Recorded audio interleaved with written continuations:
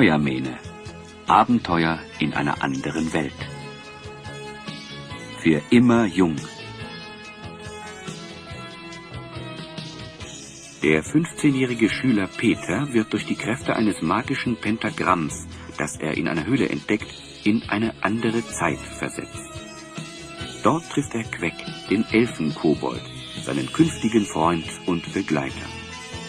Beide suchen nach einer Möglichkeit, Vatanien wieder zu verlassen und in ihre Welten zurückzukehren. Sie treffen auf Melord, den Seher. Von ihm erhalten sie den Hinweis, dass die Lösung ihres Problems das Amulett des schwarzen Magiers Xavros ist. Aufgrund seiner roten Haare, die es in Vatanien nicht noch einmal gibt, bekommt Peter einen neuen Namen: Feuermähne. Auf ihrer Suche nach Xavros und dem Amulett werden die beiden von Pallas dem Falken begleitet, durch dessen Augen Melord ihr weiteres Geschick beobachten kann.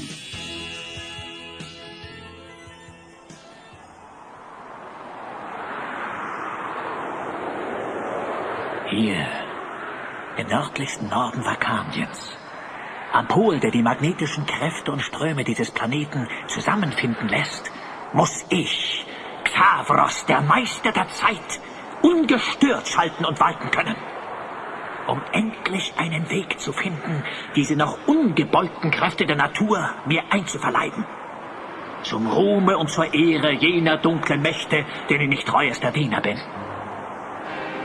Es wird höchste Zeit, dass diese Kräfte, die die Natur nur allzu verschwenderisch vergibt, endlich in den Dienst des Bösen gestellt werden. Dank schwarzmagischer Hilfe wird es mir ein leichtes sein, diesen Ort zu finden, an dem all jene Kräfte zusammenfließen. Und dort erst einmal angelangt, werde ich keine Sekunde ruhen, bis dass es mir nicht gelungen ist, diese Kräfte für mich und meine Förderer und Gönner nutzbar zu machen. Überrascht jedoch bin ich, dass sich selbst an diesem entlegensten Ort Vakaniens Menschen niederließen. Kein Platz ist fern genug für diese Brut der Sterblichkeit. Hier gilt es, Vorsorge zu treffen. Eiseskälte ist es, die dieses Land beherrscht und unbarmherzig jeden warmen Sonnenstrahl verbannt. Diese Kälte wird es sein, die ich in ihre Herzen pflanze. Die Eitelkeit und die Selbstsucht, die keimhaft in jeder dieser Menschenseelen bisweilen ein verstecktes Dasein fristet, muss nur ein rechter Lockruf erwecken. Dann, in kluger Weise angeleitet, wächst dieser Keim rasch, bildet neue Triebe und wuchert aus, meist über Nacht, bis aller früherer Verstand, Mitleid, Selbstlosigkeit und anderer Unsinn mehr im Dickicht von Einfalt, Dummheit und Stolz nicht mehr zu finden sind. Das wird ein Schauspiel ganz besonderer Art, ganz so, wie ich es liebe. Ausgeklügelt und perfekt ist dieser Plan, der Hass und Zwietracht sät.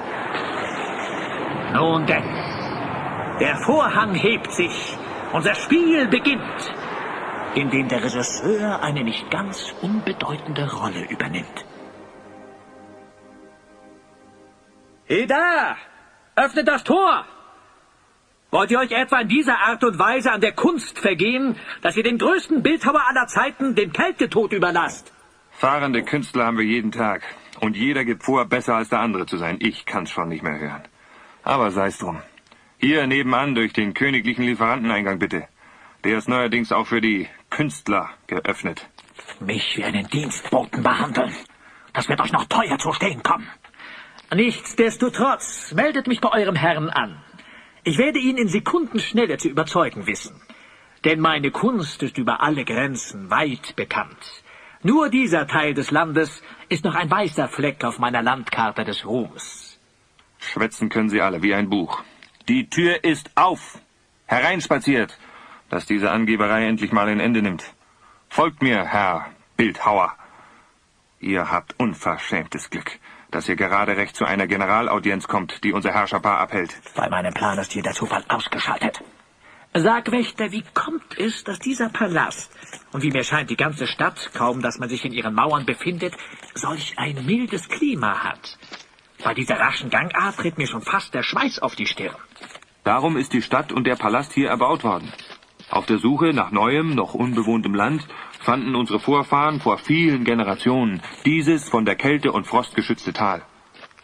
Die Sonnenstrahlen werden von den mit ewigem Eis bedeckten Berghängen gespiegelt und somit verstärkt, sodass wir immer ein verhältnismäßig erträgliches Klima haben.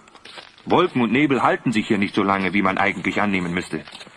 Manche Gelehrte behaupten, dass dies etwas mit den starken magnetischen Strömungen zu tun haben muss, die hier am Nordpol ganz besonders stark sein sollen.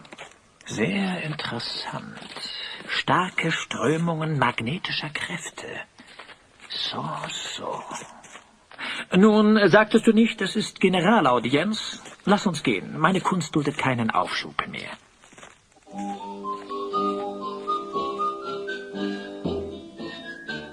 Maler, Dichter und Sänger. Was wir nicht alles in letzter Zeit an unserem Hofe hatten. Man sollte nicht glauben, dass unser Land am Ende der Welt liegt.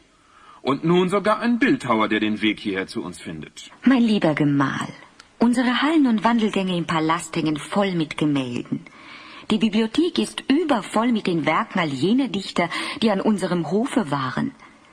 Und Lieder haben wir auch mehr als genug zu singen. Was allerdings an unserem Hofe noch fehlt und manchen leeren Raum sicher wunderbar ausfüllen würde, wäre eine schöne Plastik aus den Händen eines wahren Künstlers. Wie ich höre, verehrtester Herrscher des Nordlandes, weiß eure Gemahlin den Wert eines echten Kunstwerkes zu würdigen. Besonders gerne stelle ich meine Kunstfertigkeit denen zur Verfügung, die sie zu schätzen wissen. So biete ich euch und eure Gemahlin an, dass ich, mit eurer Erlaubnis und dazu völlig kostenfrei, eine lebensgroße Statue schaffen werde, solange ihr mich an eurem Hofe duldet und mir Unterkunft gewährt. Trefft eure Wahl. Es wäre für mich jedoch eine ganz besondere Ehre, wenn ihr mir erlauben würdet, eure beiden Zwillingssöhne in der Blüte ihrer noch jungen Jahre für die Ewigkeit in Stein zu hauen. Nun, warum nicht? Und noch dazu, wenn's fast nichts kostet. Doch vergesst ihr, werter Meister, in welchem Land ihr euch befindet. Wie ihr sicher schon feststellen konntet, ist unsere Stadt und der Palast aus Eis gebaut. Nur äußerst selten benutzen wir Steine oder Holz als Baustoff. Alles Holz, das wir zum Bau unserer Möbel brauchen, kommt von weit her, und einen Stein oder gar einen Baum, der so groß ist, um eine lebensgroße Statue daraus zu erstellen, ist uns unmöglich hierher zu schaffen. Da wir im ewigen Eis leben, ist es wohl auch richtig, das Bildnis der zukünftigen Herrscher des Nordlandes in Eis zu schlagen. Oder seid ihr dieser Kunst etwa nicht mächtig, werter Meister? Jedes Material fügt sich unter der Hand eines wahren Meisters.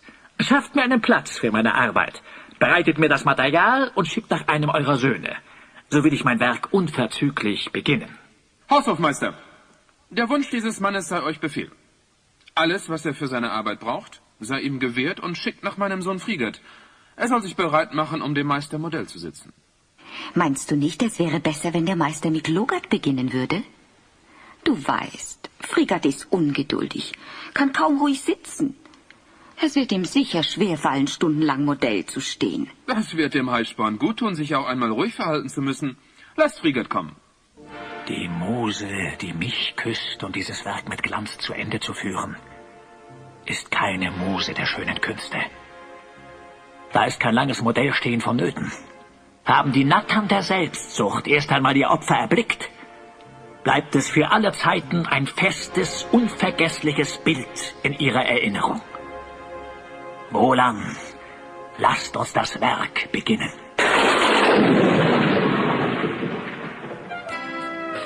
Seit sich diese Geschichte zutrug, ist nun fast schon ein Menschenalter vergangen und wir verlassen nun das Nordland, um uns der Gegenwart und unseren Abenteurern Feuermene, seinem Freund, dem Elfen Kobold Queck und dem Magister Mobilus widmen zu können. Feuermene und Queck sind nun schon seit einiger Zeit an Bord des Walmobilums, einer genialen Konstruktion des vakanischen Erfinders Mobilus. Der Magister ist mit diesem Unterwasserfahrzeug, das das Aussehen eines Walfisches hat, bereits seit einiger Zeit auf Forschungsfahrt. Mit an Bord ist auch noch der Hyänenspion, zu dem unsere Freunde ein etwas zwiespältiges Verhältnis haben. Man kann sich seiner Freundschaft nie ganz sicher sein, da seine einzig wahren Freunde nur Gold und Edelsteine sind.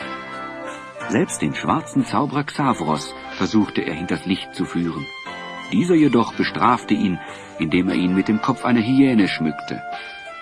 Sein Aussehen stört ihn jedoch wenig, und er geht weiterhin seinen üblen Geschäften nach.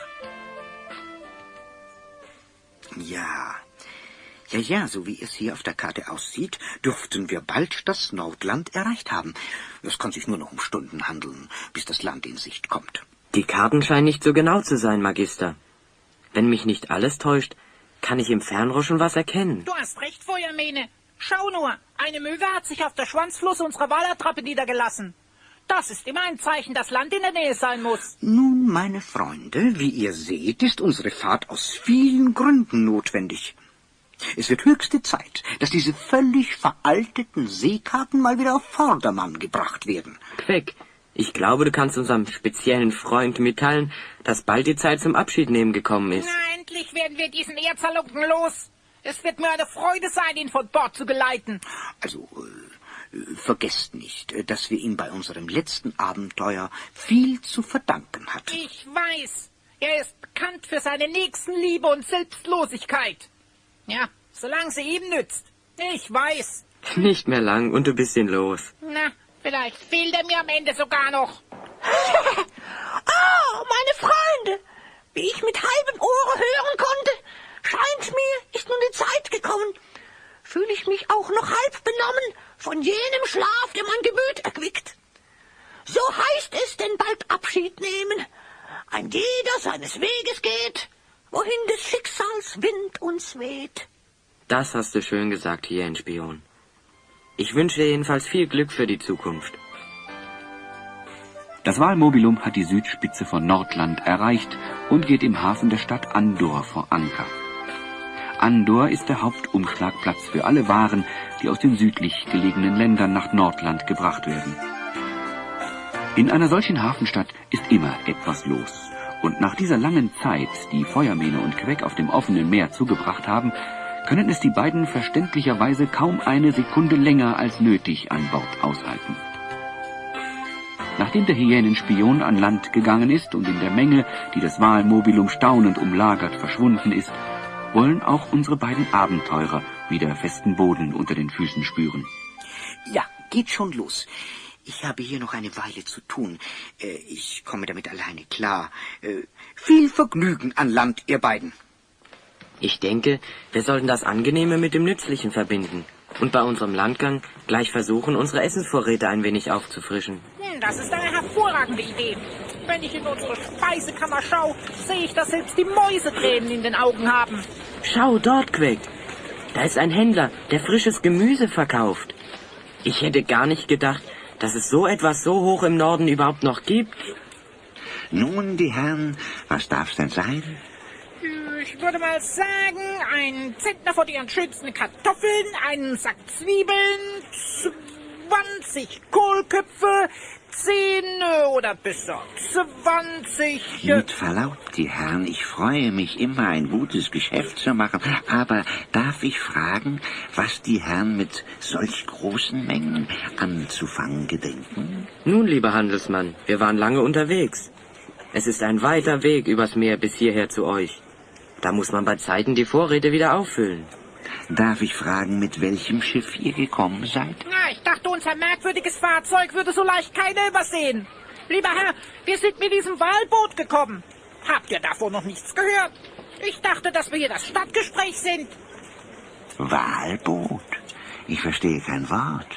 Was für ein Walboot? Aber man kann es doch von hier aus sehen. Dort drüben am Kai haben wir es festgemacht, oder... Was ist da drüben? Du Feuermähne. Wo ist es denn? Ich kann unser Schiff gar nicht mehr sehen. Queck, los! Lass die Kartoffeln Kartoffeln sein. Wir müssen sofort zum Kai. Das Walmobilum ist weg. Als die beiden Freunde wieder am Anlegeplatz angekommen sind, ist weit und breit kein Walmobilum zu sehen. Von der Menschenmenge, die noch vor kurzer Zeit sich neugierig um ihr seltsames Fahrzeug scharte, ist ebenfalls nichts mehr zu sehen. Fast scheint es so, als hätte das Fahrzeug des Magisters Mobilus niemals im Hafen von Andor festgemacht. Das ist doch wohl zum Mäusemelken.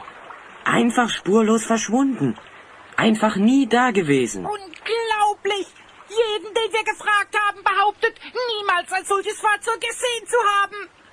Die schauen uns schon an, als ob wir beide nicht ganz richtig im Kopf wären. Ich sehe mich gleich in einer Zwangsjacke in der Gummizelle, wenn das so weitergeht. Also, jetzt mal ganz langsam. Eines wissen wir genau. Dies ist der Platz, an dem wir geankert haben.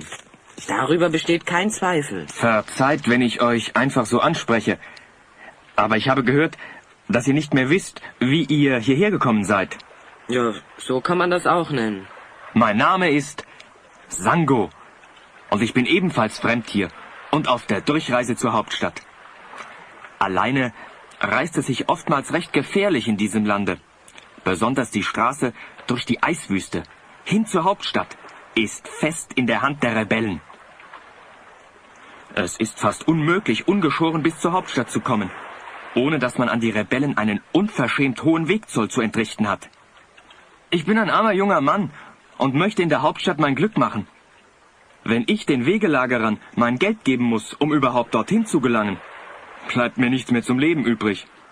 Und die Hauptstadt ist teuer. So bin ich auf der Suche nach Weggefährten. Zusammen ist es uns vielleicht möglich, die Räuber zu überlisten. Wenn ihr beiden auch nicht gerade kräftig ausseht. So fällt uns unterwegs vielleicht eine List ein. Na, was hast denn hier nicht kräftig? Lass nur, Queck, der meint es ja nicht so. Ich muss mich erstmal von diesem Schock erholen. Aber vielleicht ist der Gedanke gar nicht so schlecht, sich in diesem Land etwas umzusehen. So wie die Sache hier aussieht, können wir uns an dieser Mauer des Schweigens nur den Kopf einrennen. Die halten alle dicht. Wer weiß, was dem Magister passiert ist, Feuermähne. Was sollen wir denn in der Hauptstadt für ihn tun können? Ehrlich gesagt weiß ich das auch nicht, Queck. Aber hier einfach nur rumstehen und Däumchen drehen, ist auch nicht nach meinem Geschmack. Man schließt sich dem jungen Reisenden an.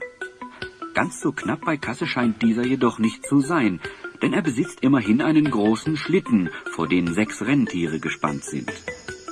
Schon kurz hinter der Hafenstadt beginnt die legendäre Eiswüste.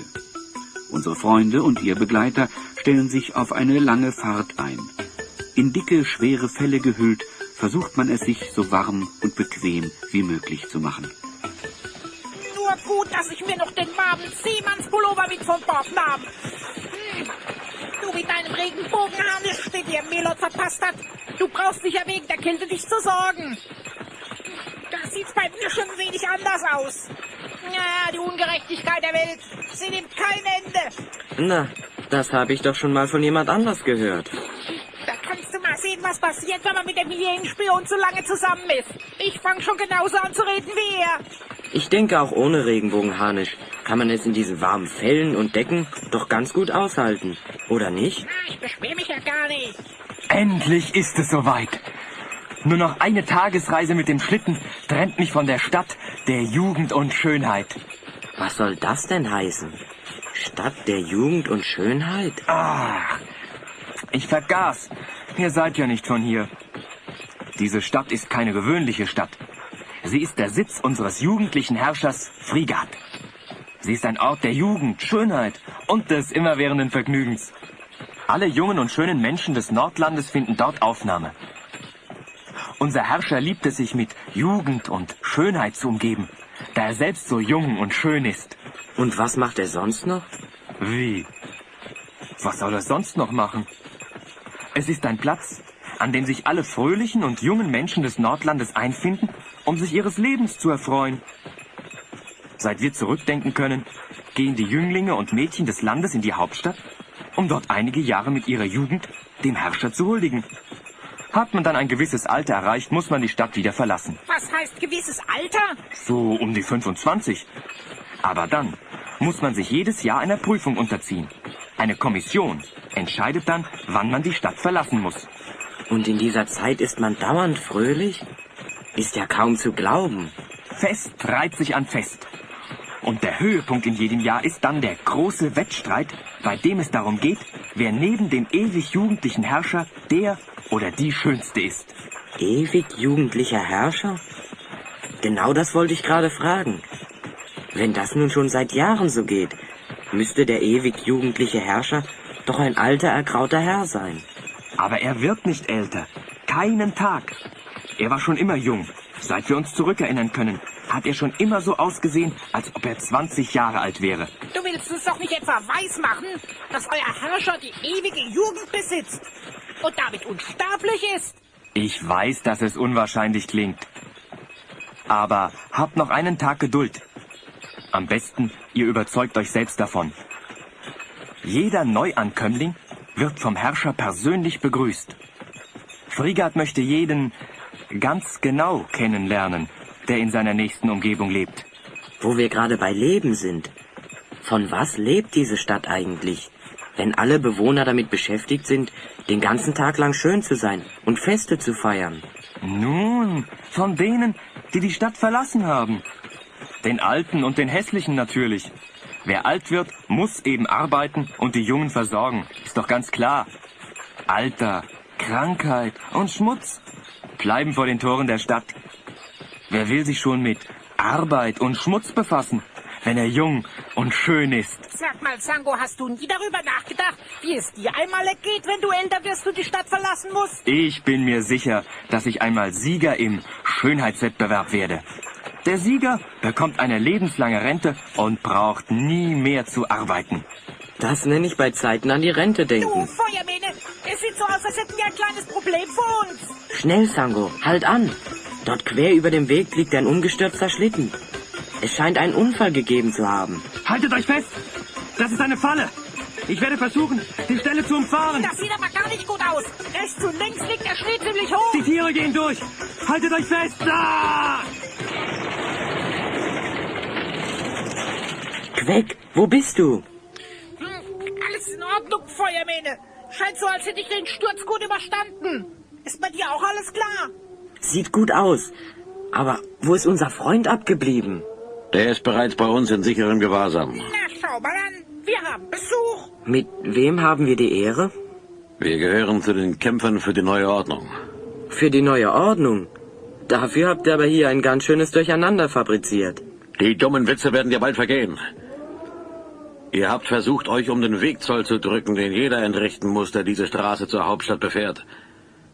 Wenn ihr erst einmal in der Stadt angekommen seid, lebt ihr sowieso jahrelang auf die Kosten der schwer arbeitenden älteren Bevölkerung. Da ist es nicht mehr als recht und billig, dass ihr vorher noch von uns ein wenig geschröpft werdet. Lange geht dieses Spiel sowieso nicht mehr. Dafür werden wir, die Kämpfer für die neue Ordnung, schon sorgen. Auch wir wollen essen. Und Revolutionäre sind immer besonders hungrig. Interessant. Alle scheinen sich diesem Jugendstress nicht aussetzen zu wollen. Wie lange geht denn die Revolution schon? Ich bin, seit ich mich erinnern kann, Revolutionär. Ich habe nichts anderes gelernt. Es ist ein langer und zäher Kampf gegen die Schergen des jugendlichen Herrschers. Und nur wenige finden den Weg zu uns. Doch es werden immer mehr. Aus euren Fragen kann ich sehen, dass ihr nicht von hier seid. Was wollt ihr in der Hauptstadt? Wir begleiten diesen erfahrenen Wagenlenker auf seinem Weg in die Stadt, um ihn vor Burschen wie dich zu beschützen. Wenn ich mir diesen Burschen so anschaue, glaube ich auch, dass er etwas Schutz nötig hat. Aber was soll das Gefasel? Macht eure Beutel leer und gebt der Revolution, was der Revolution gebührt. Quatsch mir die Ohren voll, während ich kalte Füße bekomme. Ich glaube, es ist besser, wenn wir tun, was er sagt. Die Rebellen machen nicht lange Federlesen mit ihren Gefangenen, wenn sie sich weigern zu bezahlen. Wie ich den Herrn einschätze, wird er uns sicher auch so gehen lassen. Und uns auch noch behilflich sein, den Schlitten wieder aufzurichten. Was meinst du, Queck? Ist es an der Zeit? Na klar, er will's doch nicht anders. Bei meiner roten Haarepracht. Stock, gib mir deine Zaubermacht.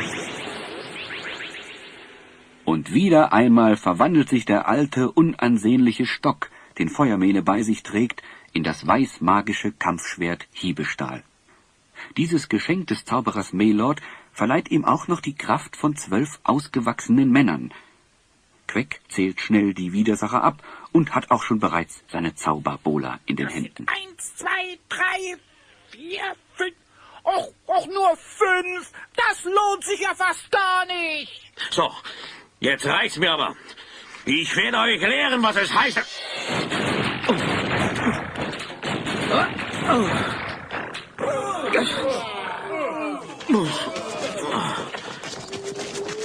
Unfassbar. Ihr habt die Räuber in 0, nichts in die Flucht geschlagen. Wo habt ihr nur diese Kräfte her? Die kann man bei uns im Supermarkt in Dutzend billiger kaufen. Wie bitte? Da musst du dich dran gewöhnen. Mein Freund spricht auf den Rätseln. Aber wie du siehst, bist du bei uns jedenfalls in guten Händen. Geht's weiter, Feuermähne? Der Schlitten ist fahrbereit. Alles einsteigen. Weiter geht die Fahrt durch die endlos scheinende Eiswüste des Nordlandes. Während unsere Freunde durch die eintönige Landschaft Stunde um Stunde dahingleiten, erzählt man sich Geschichten um Geschichten, bis auch das Erzählen immer mühevoller wird und Feuermähne und Queck schließlich die Augen zufallen. Sango, der von der Stadt seiner Träume unwiderstehlich angezogen, hellwach und nach dem Überfall doppelt aufmerksam den Schlitten lenkt, führt mit sicherer Hand die Zügel. Schweigend senkt sich die sternklare Nacht über die Eiswüste. So hoch im Norden sind die Nächte um diese Jahreszeit nicht lang, und es dauert nur wenige Stunden, bis das am Horizont der neue Morgen graut. Mit dem neuen Tag kommen auch schon die Türme und Dächer der Hauptstadt in Sicht. Wir haben es geschafft! Wacht auf, meine Freunde! Mir tun ja alle Knochen weh. Das ist nicht gerade die bequemste Art zu reisen. Queck, reib dir den Schlaf aus den Augen. Da vorn gibt's was, das lohnt sich anzuschauen. Beil, Vira, der Schutzgöttin der Elfenkobolde. Was für ein Palast! Und die Stadt drumherum sieht ja auch nicht gerade verkommen aus. Also, dagegen ist Neuschwanstein eine Hundehütte. Was für ein Schwan ist in einer Hundehütte? Auf einer Anhöhe, nicht mehr allzu weit von unseren 3 Reisenden, erhebt sich in die strahlende Morgensonne getaucht die Silhouette der Hauptstadt. Das Licht des neuen Tages spiegelt sich tausendfach in den Mauern, Giebeln, Dächern und Erkern und nicht zuletzt in den unzähligen schlanken Türmen, die wie gläserne Finger zum Himmel deuten. Die ganze Stadt ist aus Eis. Hab ich euch das nicht erzählt? Da muss es schon eingeschlafen gewesen sein. Während ihr noch geschlafen habt, sind wir über den Höhenpass gefahren und befinden uns bereits im großen Talkessel der Reflexionen. Wenn ihr euch etwas umschaut, werdet ihr sehen, dass die Stadt rundherum von einem Gebirgsmassiv umgeben ist, an dessen von ewigem Eis und Schnee bedeckten Hängen sich das Sonnenlicht bricht, um so auf das Vielfache verstärkt zu werden. Dadurch liegt die Stadt in einer milden Klimazone. Es bleibt jedoch immer so kalt, dass die Bauwerke nicht in Gefahr geraten, zu schmelzen. Los, worauf wartest du noch, Sango? Das wollen wir uns näher anschauen. Hier, bewegt euch! Man sollte gar nicht glauben, dass ein Herrscher, der den ganzen lieben langen Tag nur Feste feiert, so etwas bauen kann. Die Hauptstadt ist schon sehr alt. Die hat schon sein Vater gebaut. Völlig klar. Wie konnten wir vergessen, dass dieser Herr von Beruf Sohn ist? Brrr!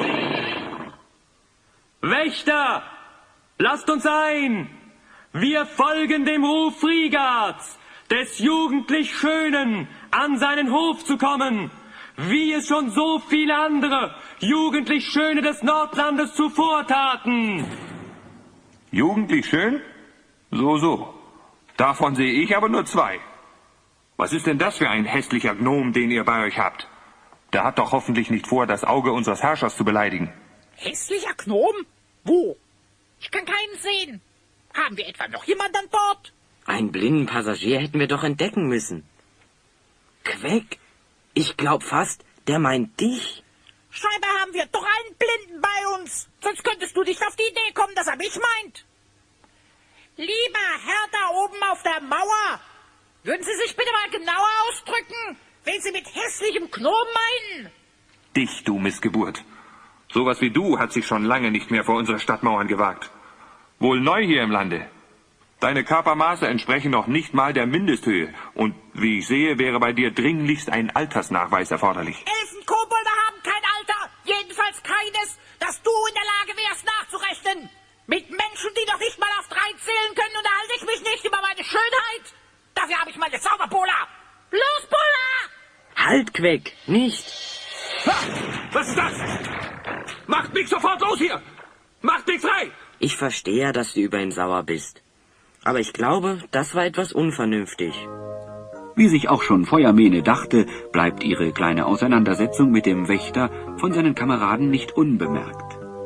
Noch schwankend zwischen Erstaunen und Zorn betrachten sie ihren Kollegen, der von der Zauberbola, die Queck ja bekanntlich aufs Wort hört, perfekt verpackt, jeder Bewegungsfreiheit beraubt, mit rotem Gesicht auf dem Mauerrand sitzt. Es dauert nur wenige Sekunden und unsere Freunde sind von den Wächtern und ihren blank gezogenen Waffen umringt. Ihr wollt mir doch nicht weismachen, dass diese 3 halben Portionen einen Wächter aus meiner Leibgarde überwältigen konnten. Ich hoffe, der Mann ist inzwischen bestraft worden. Er wurde bereits zum Stadtbauarbeiter degradiert, mein Fürst. Recht so. Die schwerste Strafe ist gerade Recht für solch einen Versager. Ungeheuerlich dieser Vorfall. Nicht nur, dass Sie einen meiner Wächter überwältigt haben, ich muss mich auch noch diesem unwürdigen Aussehen dieses Zwerges aussetzen. Zwerg? Ich glaube fast, damit bin ich schon wieder gemeint. Bleib bitte ruhig, Queck. Uns ist nicht damit geholfen, alle hier gegen uns aufzubringen. Im Gefängnis lernen wir die Stadt nicht kennen.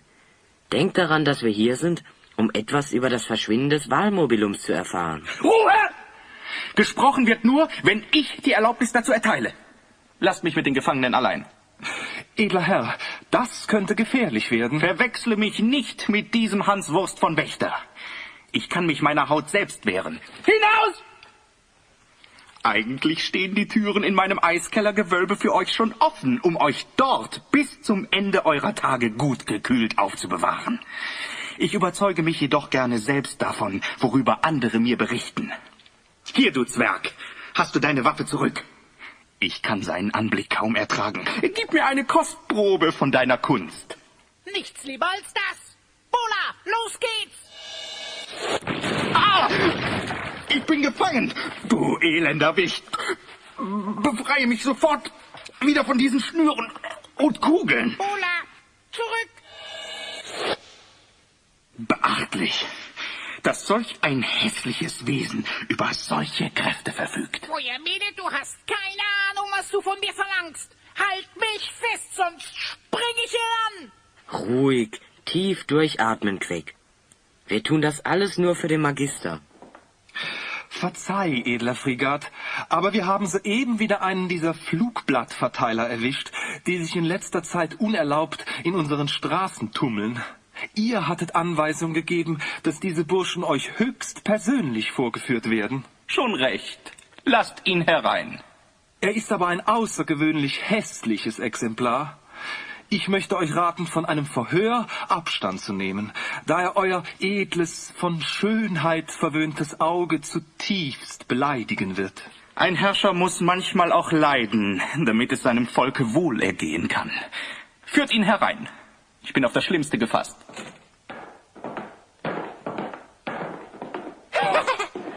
Wer wird denn hier gleich fertig sein? Hände weg! Ich gehe allein. Oh, edler Herrscher, wie schön, euch hier zu sehen. Ihr werdet es gewiss verstehen, dass ein Wesen mit meinem Angesicht sich einsetzt für des Menschen inneres Licht. Der Wert des Menschen tief in seinem Innern ruht. Hässlich ist nur der Schlimmes Tod. Die Schönheit sich in guten Taten offenbart. Dies kundzutun ist, was ich tat. Der Hyänenspion! Das muss mir aber jemand erklären. Das bedeutet nur, dass wir auf der richtigen Spur sind. Was ist los mit euch? Kennt ihr etwa diese Ausgeburt an Hässlichkeit? Würde mich nicht wundern, wenn ihr Komplizen von ihm wäret. Bei dem Aussehen. Feuermene, halt mich fest! Das geht zu weit! Die Herren dort hab ich nie gesehen. Kann die Erregung nicht verstehen. Lass mal, Queck.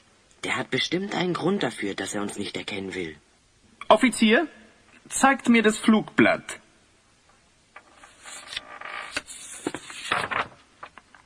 So. Was haben wir denn da? Lasst euch nicht für dumm verkaufen. Der wahre Wert eines Menschen liegt in seinen guten Taten und nicht in seinem Äußeren. In einem solchen Lande ist so eine Äußerung wohl schon eine Revolution. Das ist Rebellion. Gute Taten.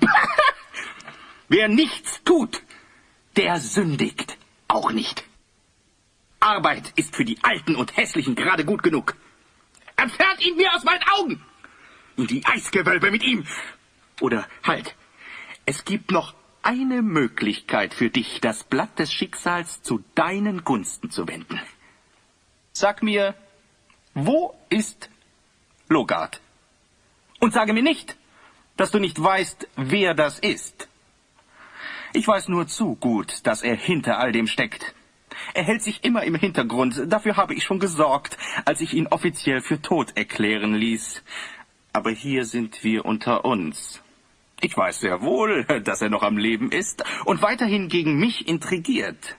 Wo ist Logard? Sprich, du Schande der Natur, oder soll ich dich zum Reden bringen?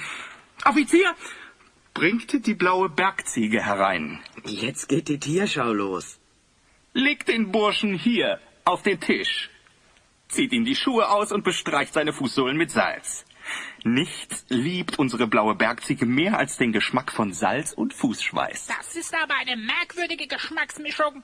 Dass irgendein Lebewesen auf dem Fußschweiß des Hyänenspions steht, habe ich mir bisher auch noch nicht vorstellen können. Man ist vor keiner Überraschung sicher. Nachdem die Fußsohlen des Hyänenspions freigelegt sind, wird die Ziege losgelassen. Begierig beginnt das Tier sofort an der Unterseite seiner Füße das von einem Wächter darauf gestreute Salz abzulecken.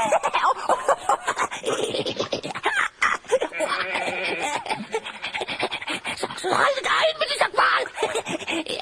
Ihr lasst mir keine andere Wahl. Wenn ihr mir meine Freiheit schenkt, will ich sogleich den Ort verraten, wo die Rebellenbande steckt. Doch nimm das Tier von meiner Sohle. Wie soll man den Gedanken fassen, solange dieses Biest noch an mir liegt? Offizier, führe die Ziege weg. Oh, welche Erleichterung. Ich bin bereit, mein Wissen, das ich nur zufällig erwarb, für ein Entgegenkommen zu verkaufen. Denn mit Rebellen habe ich nichts zu tun. Der Zufall war's, der mir die Blätter gab. Lasst mich hier bleiben in eurer wunderbaren Stadt, so lang, bis man die Bande dingfest gemacht hat. Ein Hühnchen habe ich noch zu rupfen, mit dem ich dies zu danken hab. Dies müsst ihr mir gewähren, sonst bleib ich schweigsam wie ein Grab. Du wagst es, in dieser Situation noch Forderungen an mich zu stellen? Hässliches, anmaßendes Geschöpf! Nun, um diese lästige Angelegenheit abzukürzen, bitteschön. Es sei dir gewährt, in den Mauern dieser Stadt zu bleiben, bis wir die Rebellen hinter Schloss und Riegel gebracht haben. Aber so wie du aussiehst, kannst du unmöglich unter die Leute gehen. Ich verfüge hiermit, dass du dich nur mit einer Maske auf der Straße und in öffentlichen Gebäuden aufhalten darfst. Sag mal, Feuermene, verstehst du das? Warum will der Hyänenspion unbedingt in der Stadt bleiben? Wie hat der es überhaupt so schnell geschafft, hier aufzutauchen? Er ist ganz wild. Auf meiner Suche nach edlen Metallen stieß ich auf einen Berg, der einst vulkanisch, jedoch schon lange erloschen war. Entdeckte dort, was euch bisher verborgen blieb. Logard und die Rebellenschar. Rasch gewann ich ihr Vertrauen. Das fiel mir gar nicht schwer. Im Innern des Vulkans, dort liegt ein See mit einem Zugang, der unterirdisch führt zum Meer.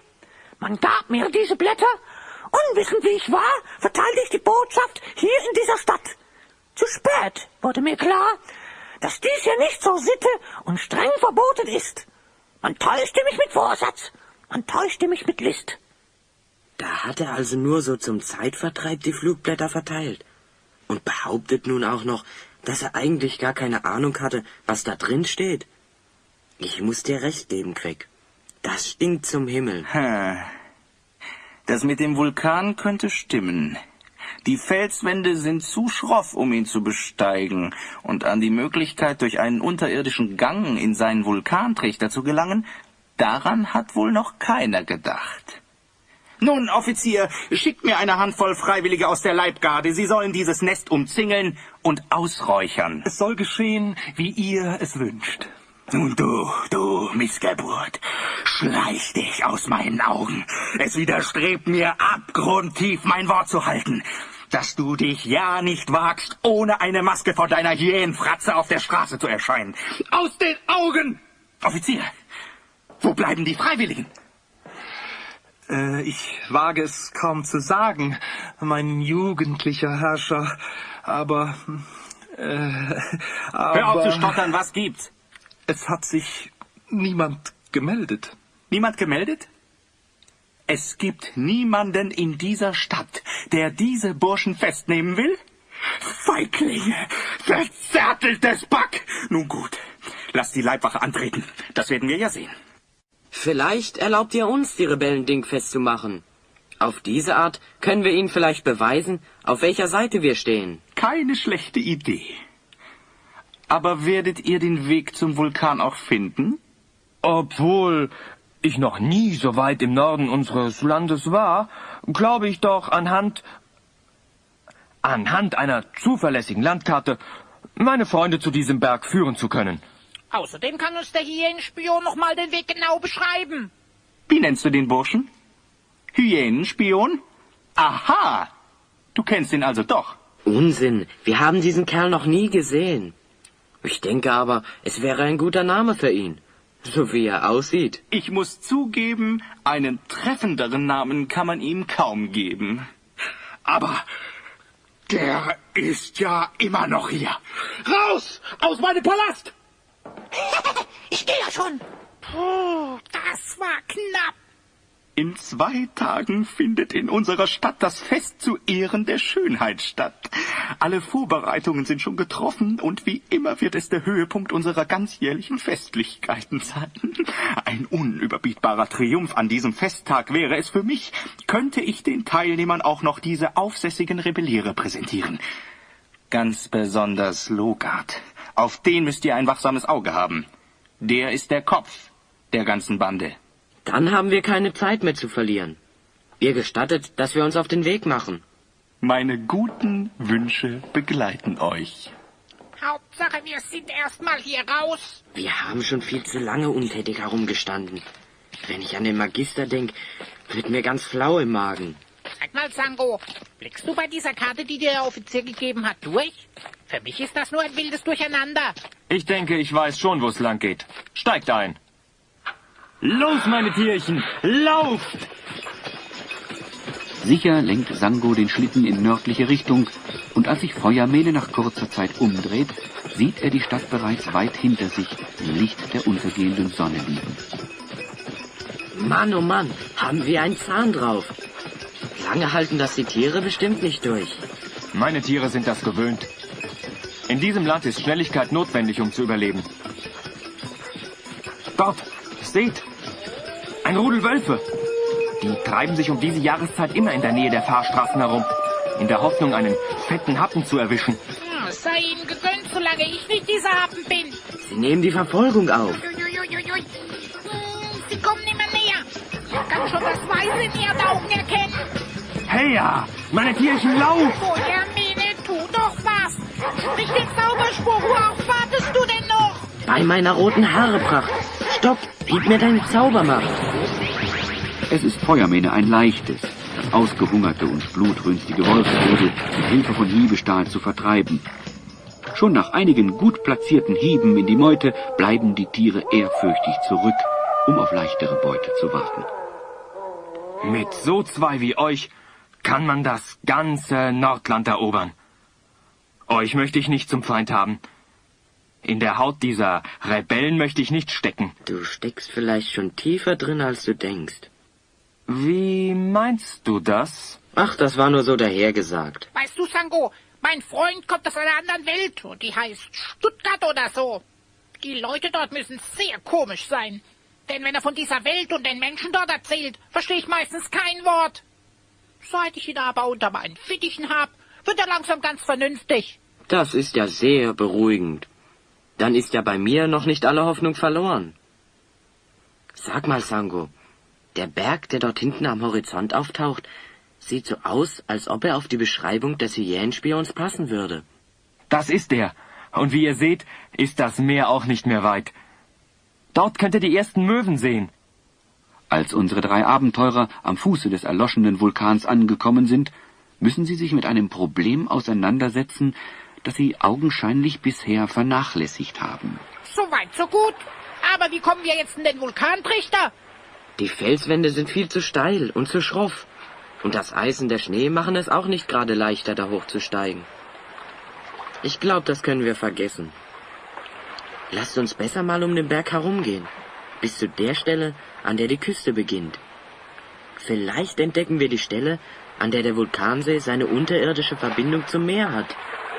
Kaum haben unsere Freunde jene Klippen erreicht, bei denen die Hänge des Berges steil ins eisige Nordmeer hinabreichen, da können sie auch schon deutlich erkennen, wo sich dieser unterirdische Verbindungskanal befinden muss. Überall auf dem Wasser schwimmen dicke Eisschollen. Nur hier, an dieser Stelle, ist das Meer völlig eisfrei. Das kann nur bedeuten, dass der Zufluss des Kanals von heißen Quellen im Innern des Vulkans gespeist wird. Prima. Nun wissen wir, dass wir richtig sind. Nur, wie kommen wir da durch? Indem wir abwarten und Däumchen drehen. Wie? Abwarten? Das ist doch nicht dein Ernst, Feuermähne. Doch, wir packen unsere Vorräte aus und stärken uns erst einmal. Und in ein paar Stunden wird sich unser Problem von allein gelöst haben. Haben die Herren schon mal was von Ebbe und Flut gehört? Na klar. Na also, nur noch ein wenig Geduld. Sich stärken ist immer gut. Da bin ich dabei, Feuermähne. Na denn, guten Appetit.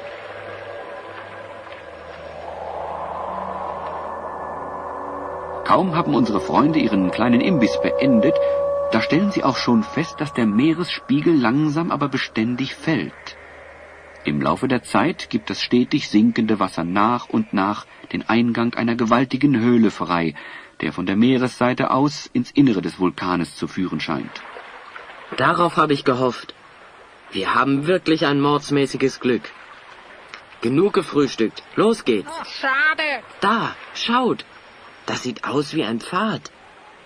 Er führt durch die Klippen hindurch, direkt in die Höhle hinein. Der war vorhin auch mit Wasser bedeckt. Du meinst, wir sollen so einfach in diese düstere Höhle hineingehen? Wer weiß, was uns da drin erwartet? Niemand weiß das. Und wir werden es auch nicht wissen, wenn wir zu ängstlich sind, es herauszufinden. Was ist denn hier ängstlich?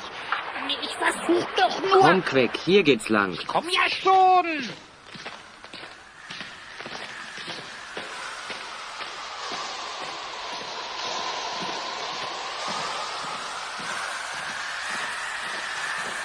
Was sind denn das für seltsame Geräusche? So ganz ausgebrodelt hat sich dieser Vulkan scheinbar doch noch nicht. Es riecht hier auch stark nach Schwefel. Dort, schaut! Da zieht ein dichter gelber Nebel auf. Schnell, zurück! Das sind giftige Dämpfe. Oh, mir wird schlecht. Alles dreht sich vor meinen Augen. Mir knicken die Beine ab, Feuermähne. Hilf mir! Hilf mir! Queck, halt aus! Ich komme! Ah.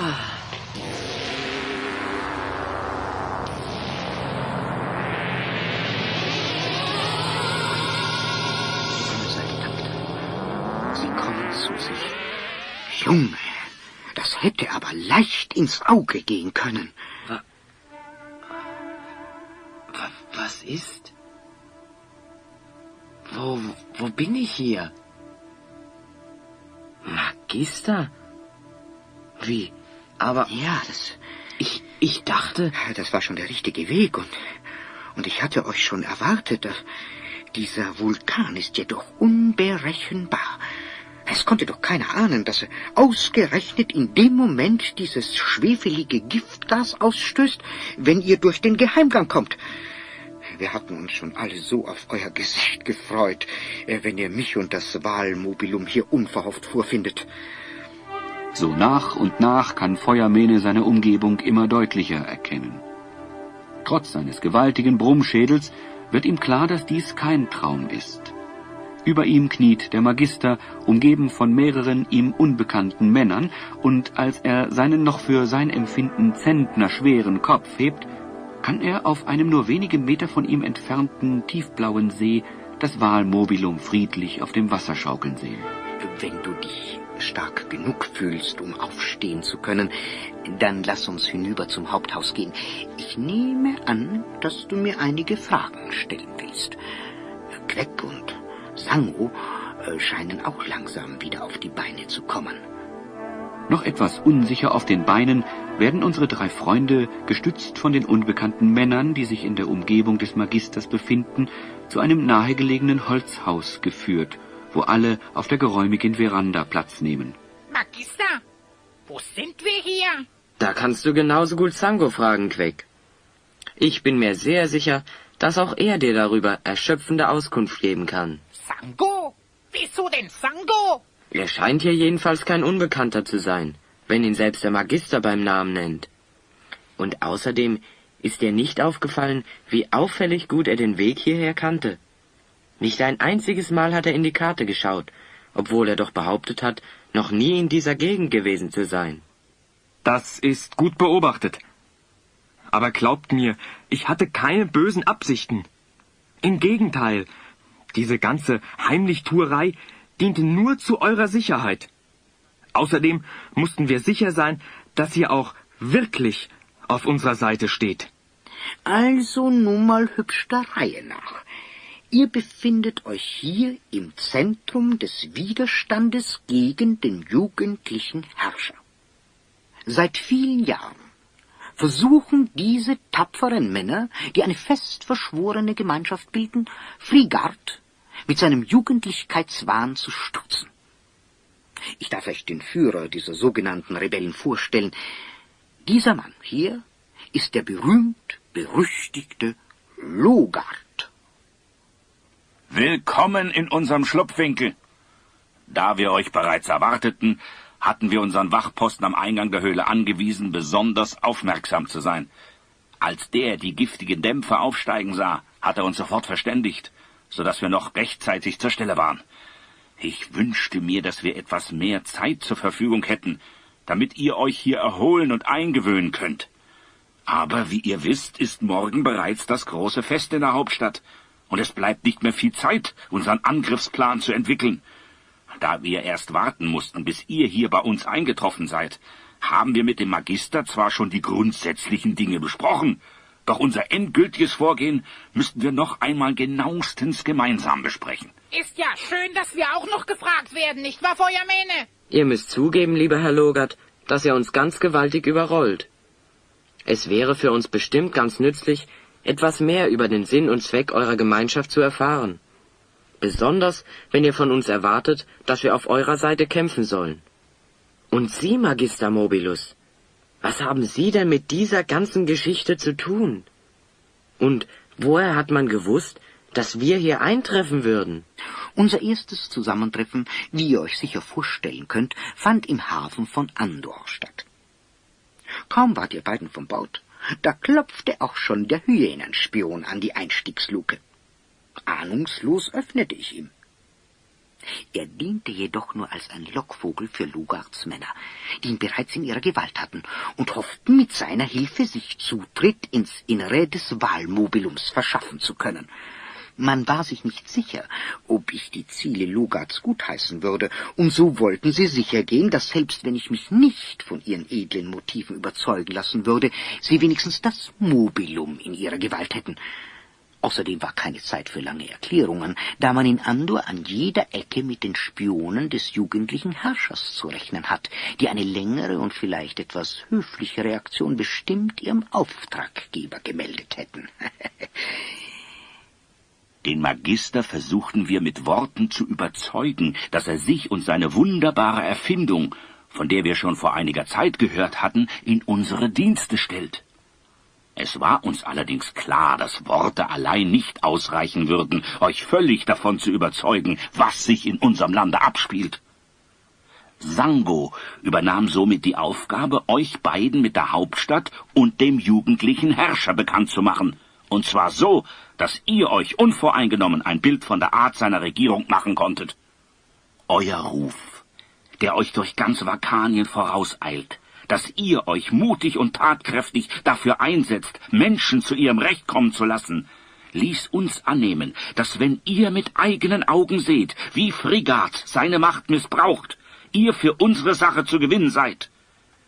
Es sollte auch für den Magister eine Bestätigung sein, dass wir ihm die Wahrheit über den jugendlichen Herrscher erzählt haben und ihn in seinem bereits gefassten Entschluss, uns zu helfen, bestätigen.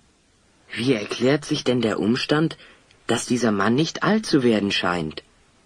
Aus Sangos Erzählungen haben wir erfahren, dass er schon seit einigen Jahrzehnten an der Macht ist und dabei keinen Tag älter wird. Ich hatte viele Jahre Zeit, darüber nachzudenken. Und so fantastisch, wie es sich vielleicht auch anhören mag. Es ist Magie. Das müssen Sie uns genauer erklären. Schaut mich an. Ich bin nun schon über 50 Jahre alt. Und ich glaube, mein Äußeres entspricht auch meinem Alter.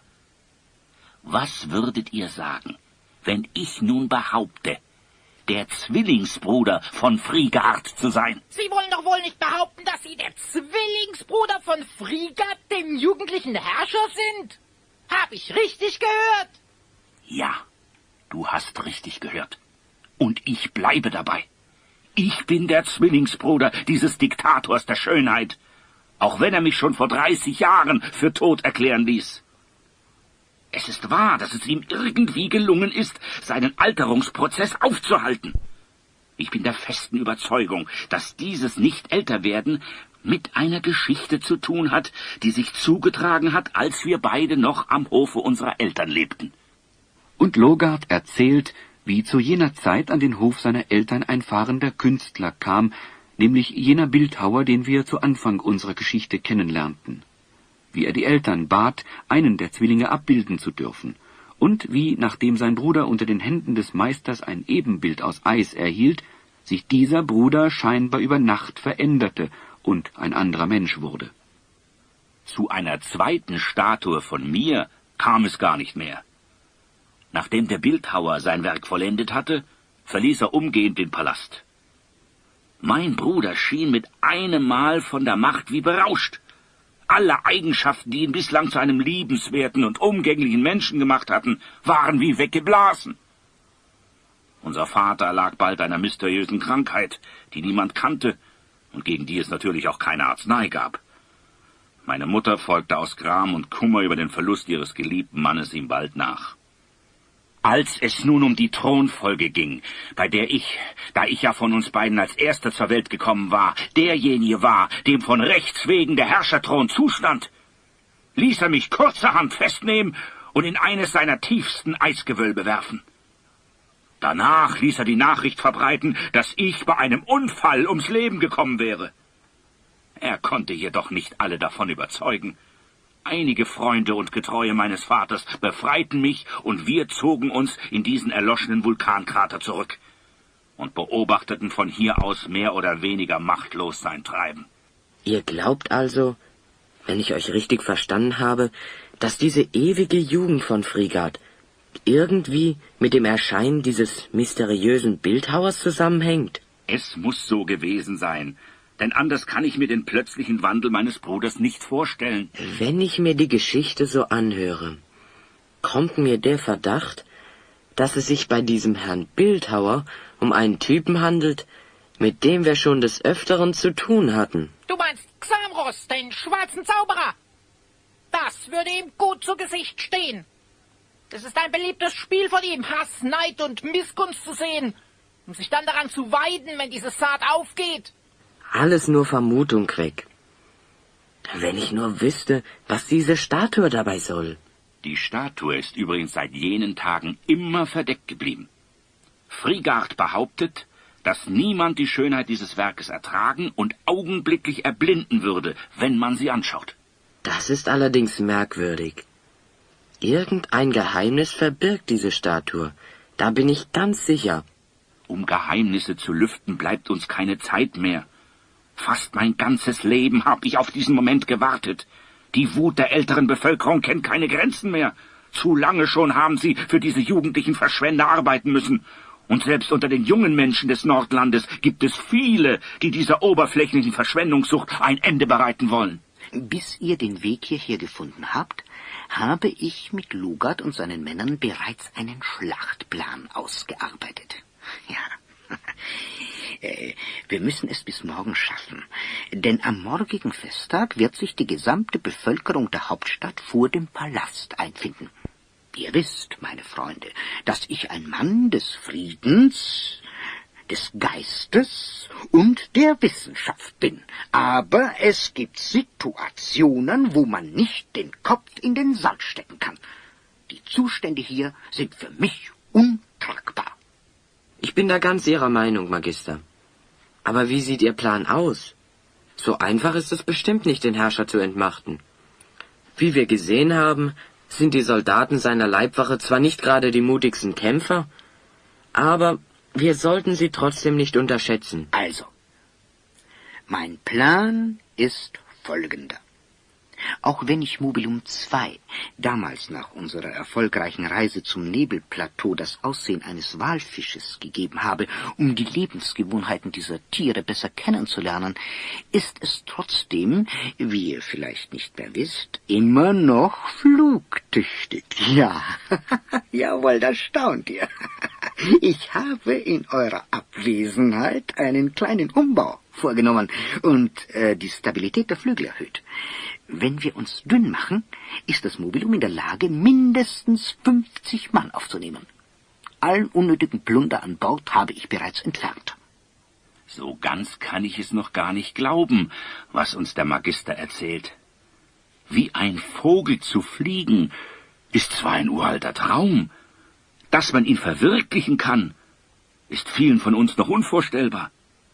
Aber wenn es klappt, ist der Herrscher und seine Soldaten so überrascht, dass wir auch mit einer geringen Anzahl von Kämpfern eine gute Chance haben, ihn zu entmachten.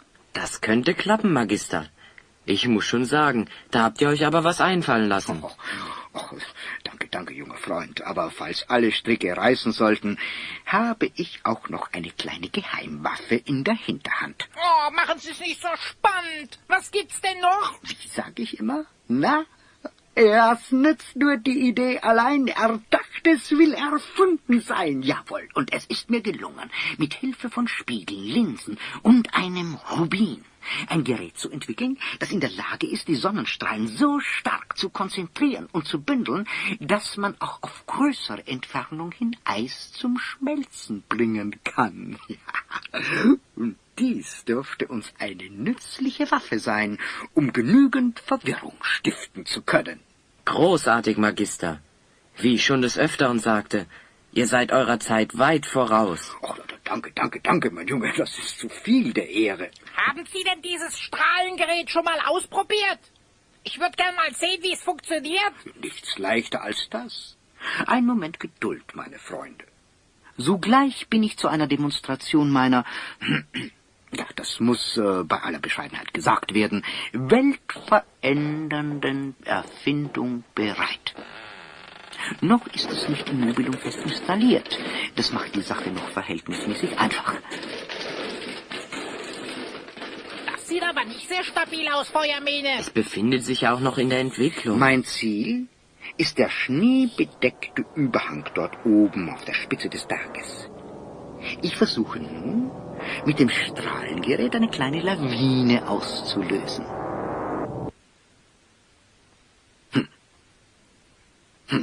Tja, merkwürdig. Ja, gestern Abend hat's noch funktioniert.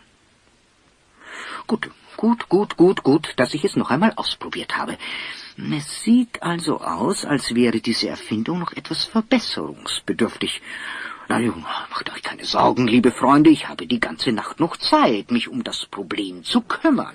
Ich hab mir fast sowas gedacht. Deshalb wollte ich es auch noch mal vorher sehen. Du weißt, wie das bei ihm ist. Wenn er sich in seine Arbeit verbeißt, kommt auch immer was dabei heraus. Ich bin mir sicher, dass die Strahlenkanone morgen funktioniert. Und wenn sie funktioniert, weiß ich auch schon, was unser erstes Ziel sein wird. Wie, was meinst du? Was meinst du mit unserem ersten Ziel? Lass dich morgen überraschen. Magister, noch eine Frage, bevor ihr ganz in eure Konstruktion verschwunden seid. Ja, was gibt es denn noch? Wie habt ihr es denn geschafft, den Hyänenspion davon zu überzeugen, als Flugblattausteiler für eine gute Sache zu werben? Oh, wir haben ihm schon einiges versprechen müssen. Lugat hat ihm gesagt, dass wenn er die Regierung übernimmt, er vielleicht Finanzminister werden kann. Das kann doch wohl nicht wahr sein. Ja, ich musste Logat erst einmal über den Hyänenspion aufklären. Aber es erschien uns wichtig, euch zur Sicherheit, dass ihr auch ganz bestimmt erfahrt, wo wir uns aufhalten, den Hyänenspion zu schicken. Er sollte, je nachdem, wie sich die Sache für euch entwickelt hat, entsprechende Maßnahmen ergreifen, die es euch auf alle Fälle ermöglicht hätten, auf uns zu stoßen. Alles, was recht ist. Dieser Logat denkt scheinbar an alles. Vielleicht kann er mir auch bei meinem Plan behilflich sein. Bevor wir uns zurückziehen, hätte ich noch eine Frage. Ja, mein Junge, was gibt's? Ist es möglich, noch vor unserem Angriff morgen mit dem Hyänenspion in Verbindung zu treten? Sicher?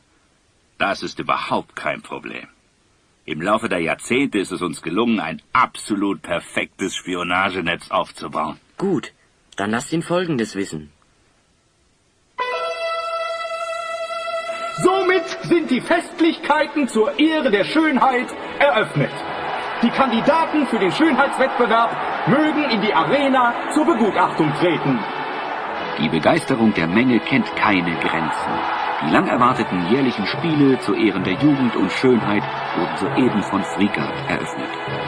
In dem riesigen Amphitheater, das die Größe eines mittleren Fußballstadions hat, ist jeder Platz besetzt. Über allem thront auf einem gewaltigen Podest Frigard und sein gesamter Hofstaat. Selbstgefällig schaut er auf die ihm zujubelnden Menschen, als ihn einer seiner Offiziere stört. Verzeiht, Herr, aber jenes seltsame Wesen, dem es nur erlaubt ist, mit einer Maske in der Öffentlichkeit zu erscheinen, möchte euch dringend sprechen. Es behauptet, es gehe um Tod und Leben eurer Majestät. Lasst ihn zu mir und gnade ihn, wenn es nicht wirklich etwas Wichtiges ist, was er zu berichten hat. Immerhin hat er gute Verbindung zu den Rebellen. Vielleicht planen sie heute am Festtag eine Teufelei. Aber nein, sie wissen genau, dass sie keine Chance gegen meine Leibwache haben. Und außerdem steht die Bevölkerung hinter mir wie ein Mann. Noch während Frigard in Gedanken versunken auf seinem Thron sitzt, beginnt das Zeremoniell zur Verehrung des Götzen der Schönheit. Die immer verhüllte, lebensgroße Statue steht ebenfalls auf dem Podest neben dem Thron des Herrschers. Gerade bereiten die Götzendiener die Rauchopfer vor, die zu Ehren des verhüllten Götzen angezündet werden sollen, als der Offizier mit dem Hyänenspion erscheint.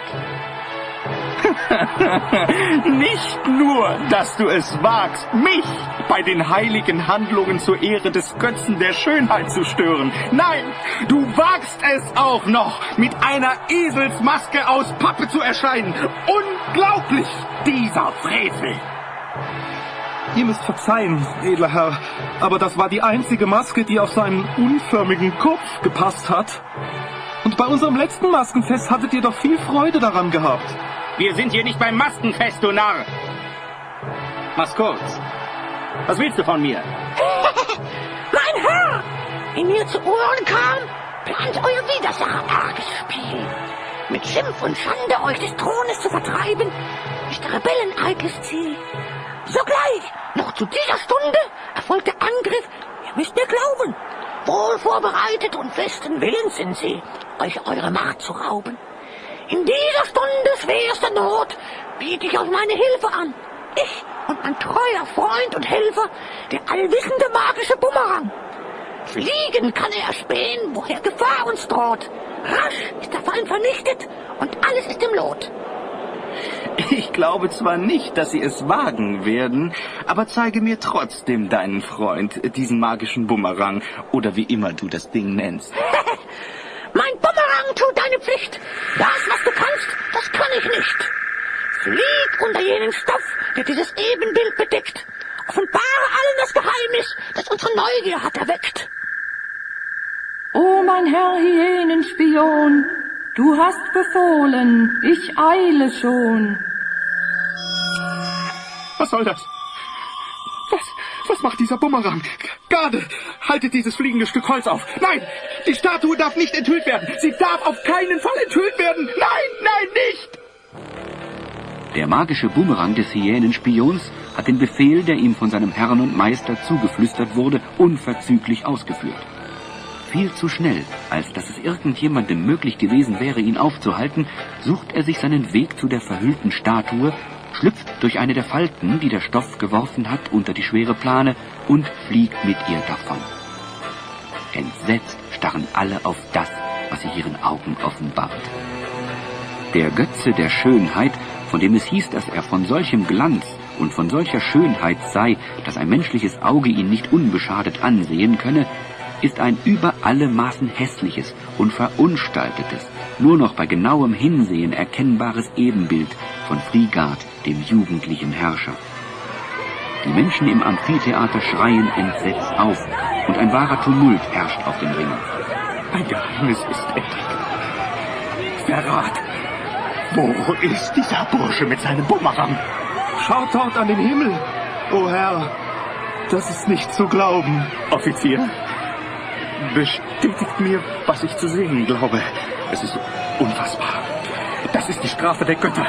Ein fliegender Walfisch nähert sich uns. Genau das sehe ich auch. Das ist zum Verrücktwerden. Niemand in der ganzen Arena scheint zu glauben, was sich hier vor aller Augen abspielt. Aber im gleichen Moment, in dem die entsetzten Menschen das verunstaltete Ebenbild ihres Herrschers vor Augen geführt bekommen, erscheint über dem Amphitheater das fliegende Wahlmobilum des Magister Mobilus.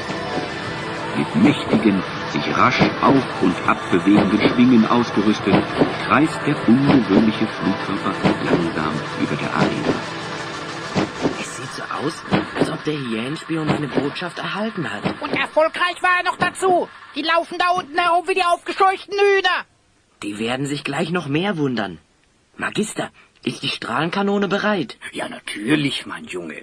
Ich hatte zwar noch keine Zeit, sie auszuprobieren, aber nach menschlichem Erfinderermessen müsste sie ihre Dienste tun. Na, wenn es wirklich drauf ankommt, haben ihre Erfindungen noch nie versagt. Ja, noch. Zu viel Ehre, mein Junge. Hier, nimm die Zielvorrichtung in die Hand und nun suche mit dem Fadenkreuz das Objekt, das du schmelzen willst. Fantastisch. Es funktioniert. So, das war der letzte Streich. Ich glaube, Magister, wir können jetzt ungefährdet landen.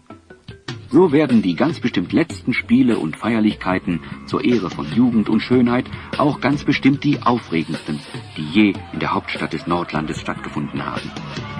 Ungläubig starren die in Panik und Schrecken versetzten Teilnehmer des Festes auf den fliegenden Walfisch, aus dessen weit geöffnetem Maul plötzlich ein armdicker, blutroter Strahl hervorschießt.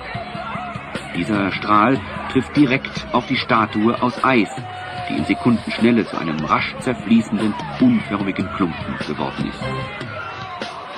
Das Wahlmobilum landet in der Mitte des Festspielplatzes und ohne Gegenwehr lassen sich die Soldaten der Leibgarde von den Männern Logards entwaffnen. Zu groß ist die Verwirrung, die die Ereignisse der letzten Minuten gestiftet haben, als dass noch einer der Soldaten an Gegenwehr denken könnte. Noch dazu, wo ihr Herrscher wie vom Erdboden verschluckt ist. Logard besteigt das Podest und gibt sich als der totgeglaubte Zwillingsbruder des geflohenen Herrschers zu erkennen. Und so wird unter meiner Regentschaft, die ich ganz im Sinne meines verstorbenen Vaters fortsetzen werde, wieder jeder ohne Ansehen seines Alters oder seiner vermeintlichen Schönheit und anderen Unsinn mehr, hier in der Hauptstadt oder anderen Städten des Landes, wo immer er will, arbeiten und leben können. Endgültig Schluss ist auch damit, dass die Älteren für die Jüngeren arbeiten müssen. Das heißt, dass für uns alle... Ein schlechter Mann, dieser Lugard. Wenn es einer schafft, hier wieder ein wenig Ordnung hineinzubringen, dann er. Ich möchte nur allzu gern wissen, wo sich unser jugendlicher Herrscher befindet. Als es brenzlig wurde, da hat er sich schnell dünn gemacht, der feine Herr. Hat mal schon jemand auf seinem Zimmer nachgesehen? Auf seinem Zimmer ist gut. Der Palast hat davon ungefähr 100. Na denn mal los. Begeben wir uns auf die Suche. Alle Mann ausschwärmen. Raum um Raum, Zimmer um Zimmer wird von unseren Freunden durchsucht, bis Feuermähne in der hintersten Ecke eines scheinbar ungenutzten Raumes das Häuflein Elend entdeckt, das noch vor kurzer Zeit sich der jugendliche Herrscher des Nordlandes nannte. Kommt alle her, ich hab ihn. Na, Na, viele Freunde scheinen ihm aber nicht geblieben zu sein. Na, warum hält der sich denn so krampfhaft die Hände vor sein Gesicht? Hier, bitte, schaut mich an. Kostet euren Triumph voll aus. Nachdem ihr die Statue zum Schmelzen gebracht habt, bin ich zu einem alten Mann geworden. Genau das hatte mir der Zauberer, der mich zu diesem Frevel an der Natur vor vielen Jahren verführte, prophezeit. Zauberer? Also war es, wie ich schon vermutet hatte, kein einfacher Bildhauer gewesen, sondern ein Magier, mit dem ihr einen Pakt geschlossen habt. Das hatte auch schon euer Bruder vermutet. Mein Bruder? Auch an ihm habe ich mich versündigt. So bin ich dennoch froh und glücklich, dass dieser ganze Zauber nun ein Ende gefunden hat. In der Tiefe meiner Seele bin ich euch dankbar dafür, dass ihr diesen Fluch der ewigen Jugend von mir und meinem Volke genommen habt. Es kann nicht gut sein, sich auf die Dauer gegen die Natur und das Älterwerden auflehnen zu wollen. Ein deutliches Zeichen war diese Statue, die der Zauberer von mir anfertigte und die mir mein wahres Alter und noch dazu den Zustand meiner verdorbenen Seele ständig vor Augen halten sollte. Anfangs habe ich mir mein sich immer mehr zum Unguten hin veränderndes Ebenbild öfters noch angeschaut. Dann, nachdem sich dieser Spiegel meiner Seele immer mehr zu einem Zerrbild entwickelte, habe ich es nicht mehr gewagt. Bruder, ich habe deine Worte mit angehört. Ich habe all die Jahre gewusst, dass es nicht du bist, der dieses Land regiert hat, sondern ein dunkler, verblendeter Teil deiner Seele, den dieser schwarzmagische Verführer in dir erweckt hat. So lass uns gemeinsam diesen Fremden danken, die uns geholfen haben, dass dieser Fluch von unserem Land genommen ist. Ich glaube, auch das Volk wird meine Entscheidung teilen, wenn ich dich in allen Ehren zu meinem Stellvertreter einsetze. Ich glaube, wir können ziemlich sicher sein, dass es sich bei diesem Bildhauer und Magier um den schwarzen Zauberer Xavros gehandelt hat. Ich wüsste nur zu gern, was der Grund für dieses ganze Spiel war. Nachdem er meines Vaters Hof verlassen hatte und ich nach dessen Tod den Thron bestieg, kam er noch einmal vorbei. Er war sehr ungehalten, da seine Mission, die ihn zum Pol geführt hatte, anscheinend nicht erfolgreich war. Er erzählte etwas von weißmagischen Kräften, die ihm bereits zuvor gekommen wären, fragte aber auch ganz interessiert, ob ich nicht schon eine Veränderung an der Statue bemerkt hätte. Damals hatte ich noch keine Ahnung, was er damit meinte. Doch das sollte sich bald ändern. Wo immer er kann, treibt Xavros sein übles Spiel. So erfolgreich wie hier war er allerdings noch selten. Es hat nun fast 30 Jahre gedauert, bis wir ihm das Handwerk legen konnten. Nachdem sich unsere Freunde von den Strapazen der letzten Tage ausgiebig erholt haben, besteigen Feuermene, Queck und der Magister das Wahlmobilum, um die Hauptstadt und somit auch das Nordland zu verlassen. Fehlt nicht noch ein Passagier? Ich glaube, diesen Hyänenspion werden wir nie los. Diesmal, lieber Magister, übernehme ich die volle Verantwortung dafür, dass Sie diesen Burschen loswerden. Ich glaube nämlich, dass auch wir uns wieder auf unsere Aufgabe besinnen, die uns Melot auftrug, und uns auf die Suche nach Xavros und seinem magischen Amulett machen sollten. Ich möchte Sie bitten, uns beide bei nächster Gelegenheit zum Festland zu bringen, sodass wir uns wieder um unseren eigentlichen Auftrag kümmern können. Ach, ich glaube, auch für mich ist die Zeit gekommen, wo ich wieder einen festen Platz für meine Forschungen benötige. Dieses ewige Vagabundieren auf dem Meer ist doch auf die Dauer nichts für mich. Ja, komm, pack den Hyänenspion mit ein. Oh, ich dachte schon, er hätte mich vergessen. Achtung! Wir heben ab. Aber was ist denn los?